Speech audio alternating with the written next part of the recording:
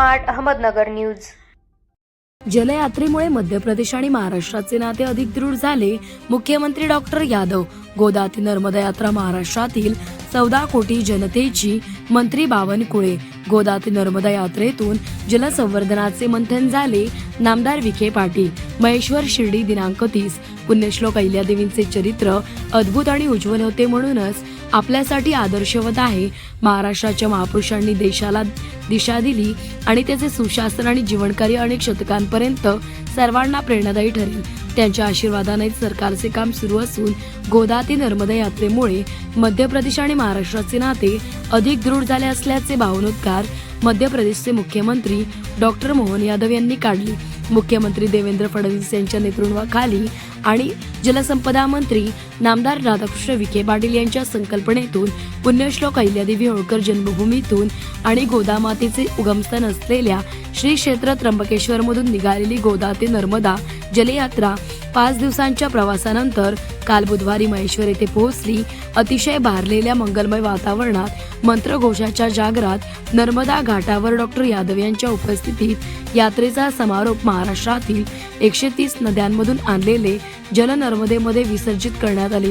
गोदामातेची महाआरती करून चौंडी येथील मातीचा कलश मध्य प्रदेशचे मुख्यमंत्री डॉक्टर मोहन यादव यांनी अहिल्यादेवीचे 16वे वंशज श्रीमंत युवराज यशवंत होळकर बहादूर यांच्याकडे मंत्री विखे पाटील यांच्यासह जलयात्रेत सहभागी झालेल्या मान्यवरांनी सुपूर्द केला।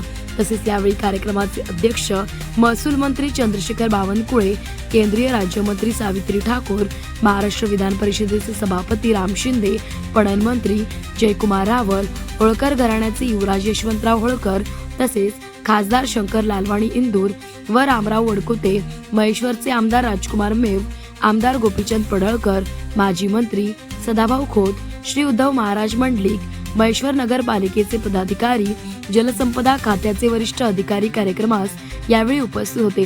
तसेच यावेळी आपल्याला जलयात्रेची माहिती देताना विखे पाटील म्हणाले, जलयात्रेच्या माध्यमातून एक लोकचळवळ तयार झाली। ही यात्रेची मोठी फलश्रुती आहे। जलव्यवस्थापन, लोककल्याण, सुशासन यासाठी पुण्यश्लोक अहिल्यादेवी ओळखल्या जातात। राज्यकर्त्या म्हणून त्यांनी केलेले काम आजही आमच्यासाठी मार्गदर्शक आहे।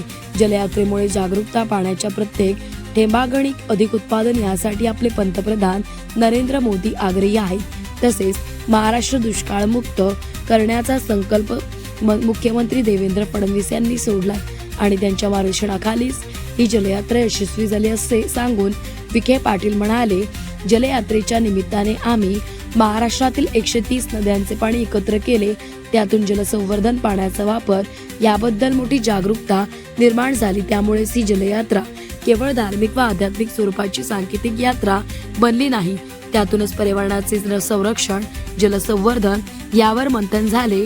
पाणी हे जीवन आहे आणि ऊर्जाही आहे, हे या यात्रेमुळे अनेकांपर्यंत पोहोचले। तसेच यावेळी डॉक्टर मोहन यादव म्हणाले, यात्रेच्या समारोपाला मी उपस्थित राहावे म्हणून मुख्यमंत्री देवेंद्र फडणवीस